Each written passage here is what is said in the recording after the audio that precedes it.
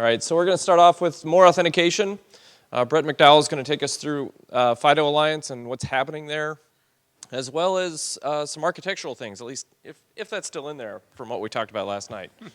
So, Brett McDowell.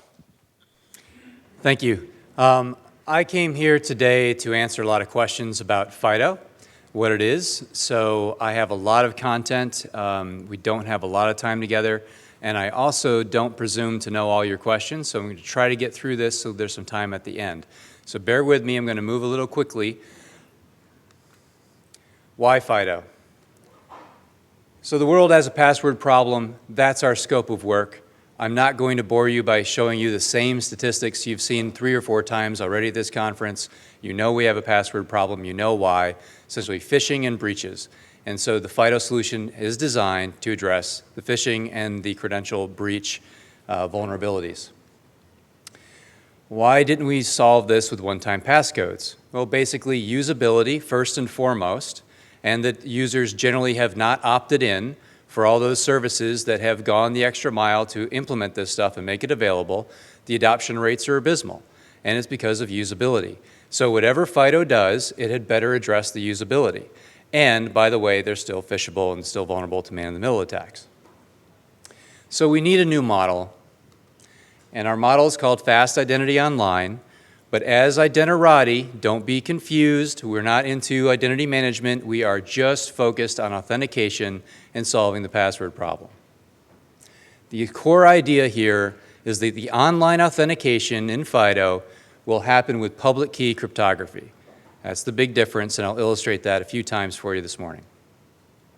So, okay, what is it? What is FIDO? First of all, it's a fundamentally different approach. The first word in FIDO is fast. This is about usability.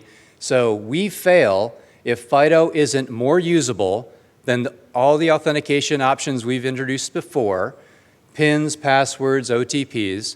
So it has to be more usable, more user-friendly, and it has to deliver better security as well. It has to address the vulnerabilities, man-in-the-middle, phishing attacks, and breach and reuse of credentials. So quick recap, how did authentication happen before FIDO? The user authenticates themselves online by presenting a human-readable secret. Symmetric shared secrets. Symmetric because it's the same on both ends. Shared, they both know what it's supposed to be. The problem is it's a bearer token. So if I have the secret, I can use the secret. Fundamental flaw in the security model that's addressed in FIDO. So what have we done? We've essentially introduced a new concept, the FIDO Authenticator. So now you can, the user authenticates to their FIDO Authenticator or their device locally in any number of means. So now we're open to innovation like biometrics. Look at it, touch it, swipe something. It's that simple from a usability perspective. And you get the security because of what the authenticator does between itself and the online service. The device authenticates the user online using public key cryptography. Private keys on the device, protected by the device. Public key on the server, so you can validate that it's the right authenticator. That's it. That's FIDO right there in a nutshell. That's the core concept. This allows you to innovate in the user experience to make it more user-friendly, and allows you to have fundamentally better security because it's no longer a shared secret. It cannot be phished. You cannot socially engineer the secrets away from the user.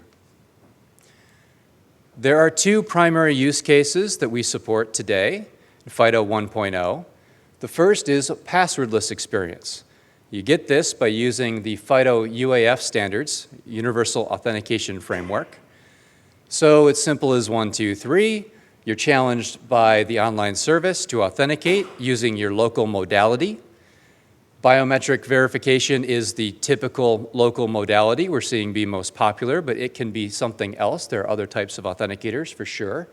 And that's how you get logged in online. That's the user experience. That's the use case. The other use case is using FIDO authenticators as a second factor. This is delivered through Universal Second Factor Standards, or U2F. So after you've provided your username and password, You get the better security from FIDO by first step, a second factor challenge from the online service or the website. You insert your dongle and press a button to give presence.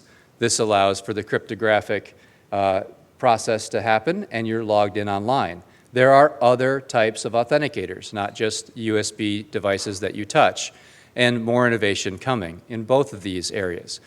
So that's the difference between UAF and U2F, are the use cases that they're designed to support.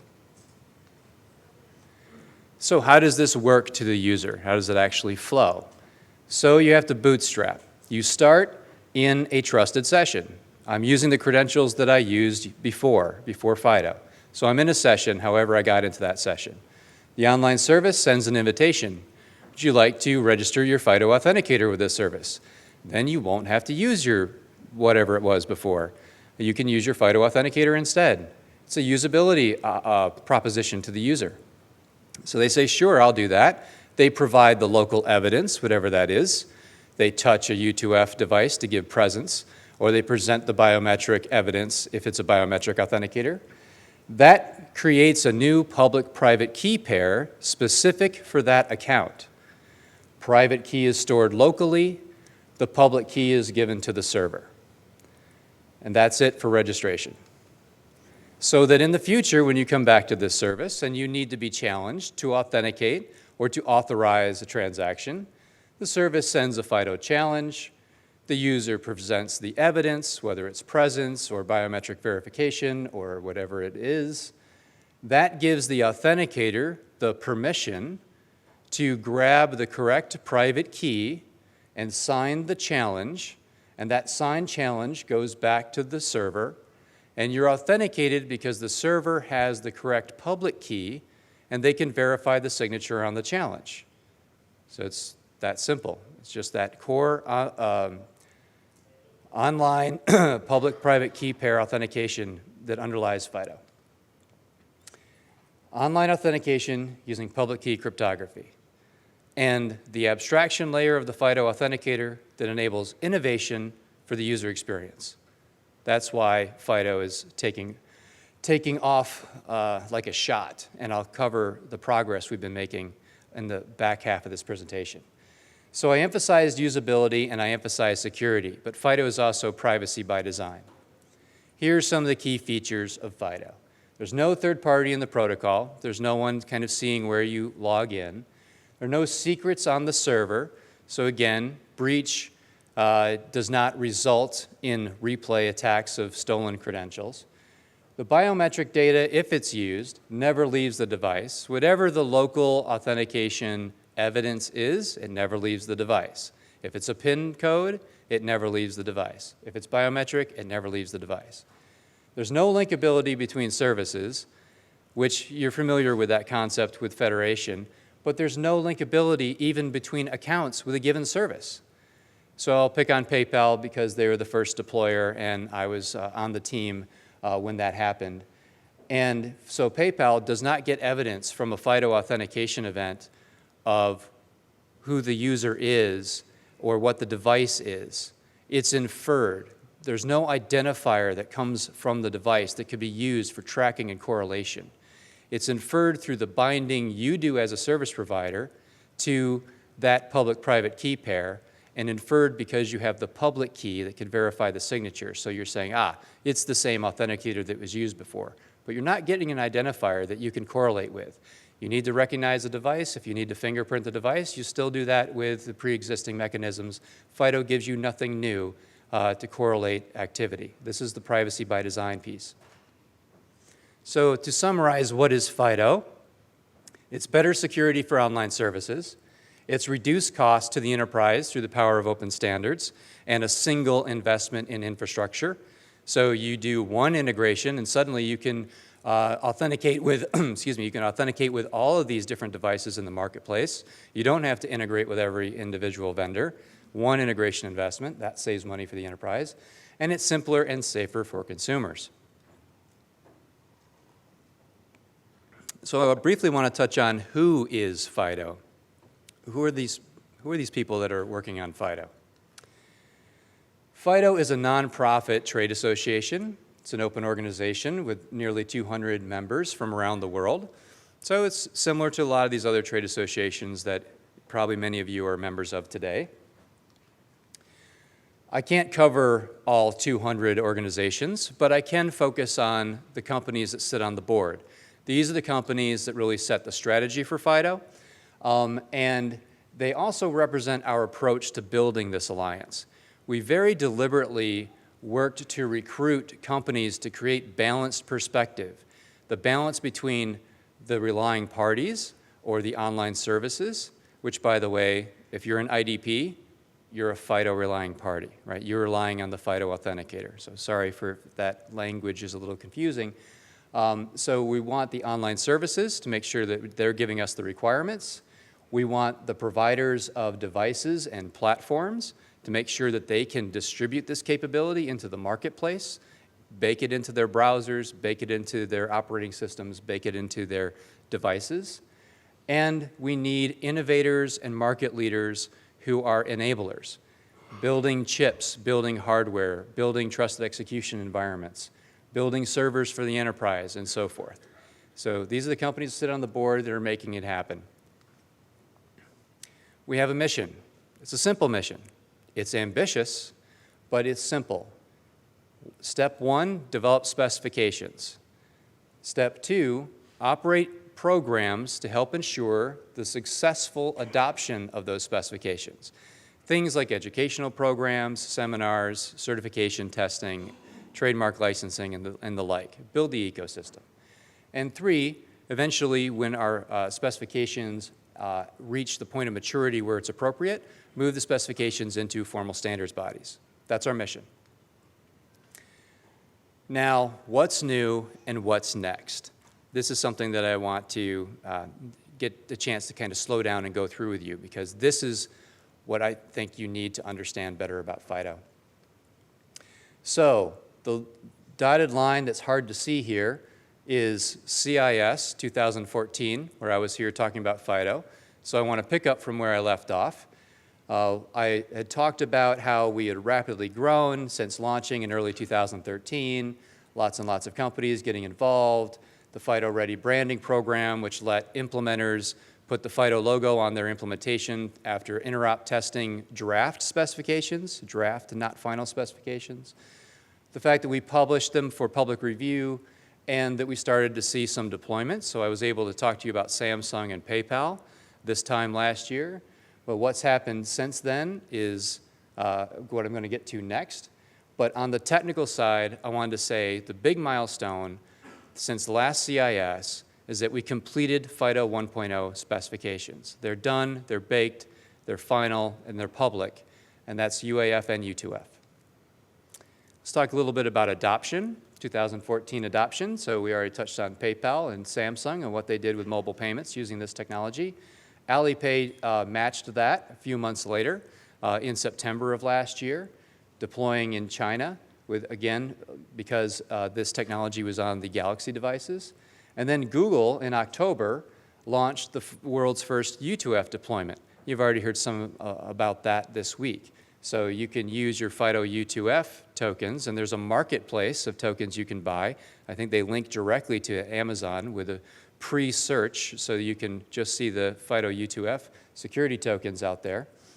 And since then, in 2015, with the standards going final at the end of last year, 2015 is what we internally refer to as the year of adoption. And it's living up to that expectation. The first announcement was from Microsoft that they were going to support FIDO in Windows 10. The first commitment from someone with an operating system platform, following Google's commitment in 2014, which they already followed through on, putting FIDO U2F into their web browser platform, Chrome. The significance here is there are 1.5 billion users on Windows. Windows 10 is going to be the most aggressive operating system upgrade rollout, free of charge to consumers. So we're expecting to see many FIDO clients coming through Windows 10. Now that is a commitment to FIDO 2.0, so I'll touch on that a little bit later about what that is. Qualcomm then in March made another amazing announcement. You may not know that Qualcomm Snapdragon chipsets and modules drive over 1 billion Android devices today, so it's that addressable market. And you may not know that they sell their internal modules to over 85 different OEM device manufacturers. So a huge long tail, especially in the Android market, but not exclusively in the Android market. So when they said they're going to put FIDO right into the Snapdragon module, which is both comes with a new fingerprint sensor that they're bundling, but it's also available even if you're not bundling with their fingerprint sensor, this is a sea change. This is bringing FIDO out of the box capabilities to the long tail soon. Then Google in April announced that they are rolling out the FIDO U2F support for businesses. They had launched it for Gmail, and now it's in Google for Work. The significance there is they have over 5 million, I believe is the number, of businesses. Yes, over 5 million businesses on Google for Work. So now they're giving full credential lifecycle management capabilities in the dashboard for provisioning and deprovisioning of security keys. And then the latest, just a few weeks ago, and I was fortunate enough to be in Tokyo for this press conference, NTT Docomo, the first mobile network operator to support FIDO, deploying FIDO UAF 1.0 support. And they announced many firsts, so I'm going to take another minute and go through exactly what Docomo announced. Not only are they the first mobile network operator to join the FIDO Alliance Board of Directors, but they're the first deployment of multiple services. So what's really interesting about this, because I talked about PayPal and Alipay and Google deploying FIDO authentication. Alipay and PayPal deployed FIDO UAF, but only for mobile payment. Docomo has mobile payment as well through carrier billing, but they also immediately support many of their services, like books and music and games and e-commerce with delivery services. But it's also made a commitment to FIDO enable all the rest of their services, over 100 services that they run in Japan. And what's interesting for the CIS audience should be that this is an OpenID deployment. So this is FIDO authentication into Docomo ID, which is an OpenID deployment. They were the first to deploy multimodal support for biometrics. So it's not just fingerprint. This validates the model that in FIDO UAF, we built support for plug and play of all kinds of different modalities. We didn't want to presume what users would want. Docomo is delivering choice to their users. They have an iris biometric authentication option in their suite of phones. And let's talk about those phones. There are now 4 phones that have FIDO capabilities out of the box, built right into the device.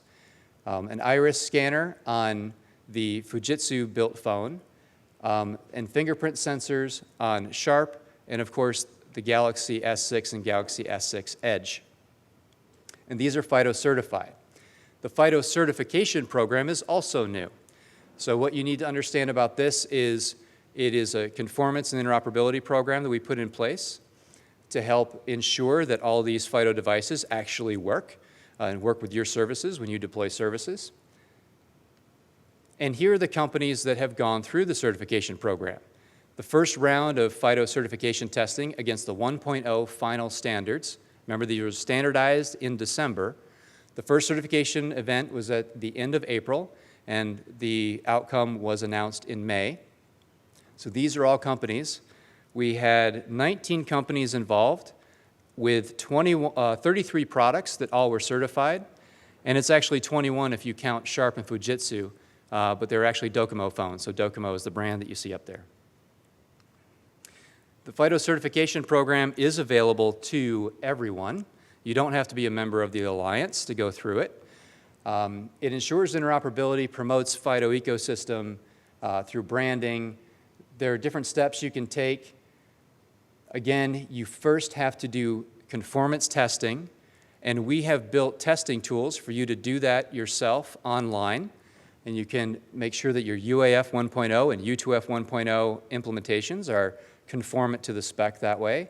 That's a prerequisite for registering to be in the interoperability portion of the certification process. The next interoperability test is coming up in mid-July. Please go to the website if you're interested, FIDOalliance.org/certification. And there's a trademark license agreement, which is optional. So you can actually participate in this program, conformance testing, interop testing, and just not certify your implementation. And all of that would be free of charge. We're trying to promote adoption. We do collect fees for the certification and trademark, and that's just to help keep the program self-funded. So far, all the participants have gone through and signed up for certification and trademark. So the other thing that's new, today we're announcing that we have a new government membership class, and the first government agencies have joined the Alliance. NIST from the US government and the Cabinet Office from the UK. So we're excited about this. Governments are obviously very interested in strong authentication and securing cyberspace, and they're seeing the potential that FIDO has, and they want to be a part of it to help drive requirements and help make sure that the certification program as well as the standards meet their needs. So we've covered why FIDO, what is FIDO, who is FIDO, and what's new. And now, with just a few minutes left, I'll tell you kind of what to expect from us next.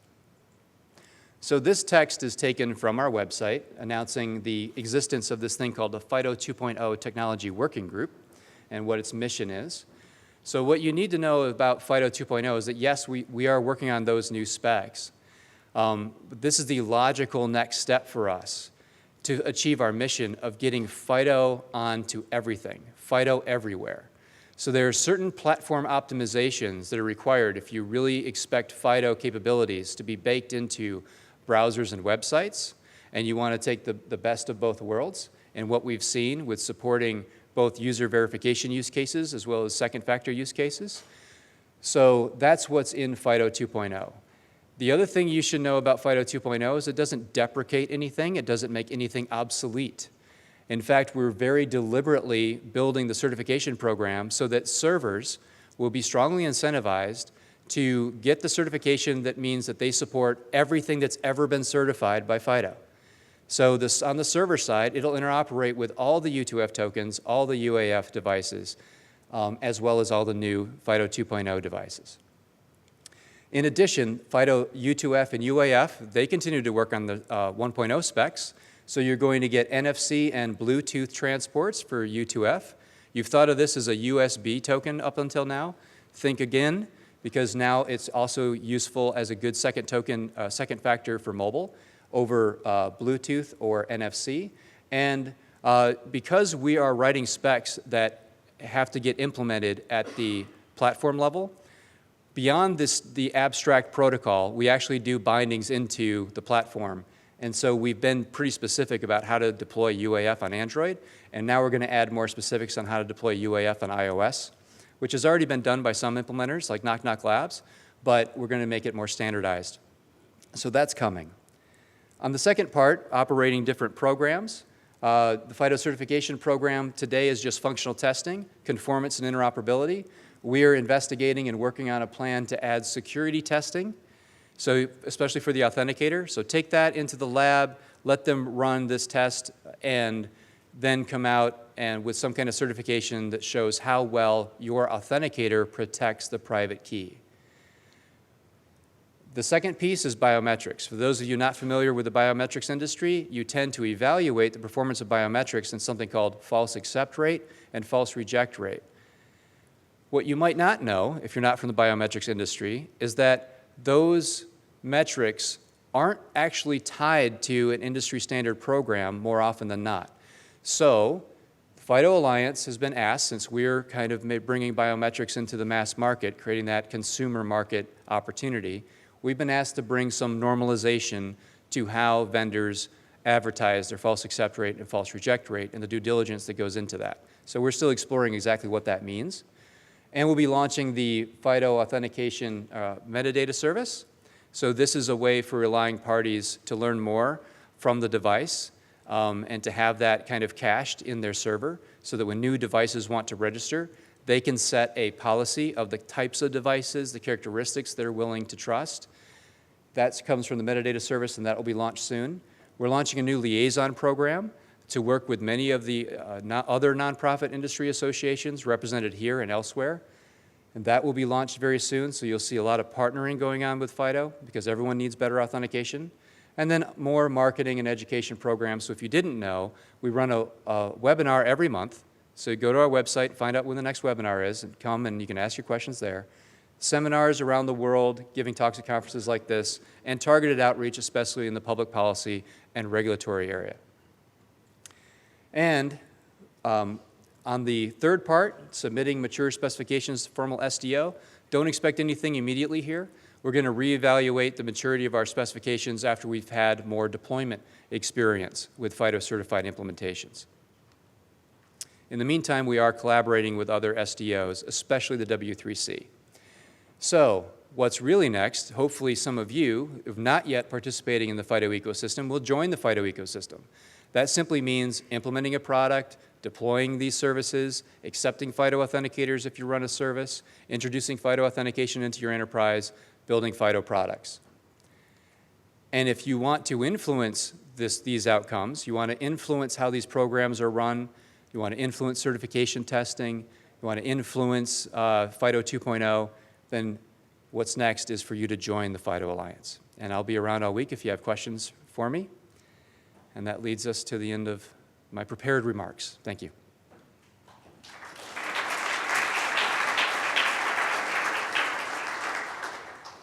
All right, we're actually out of time, but what I'm going to say is if you have questions for Brett, why don't you catch him in the hall, and we're going to cycle through into Dale's presentation.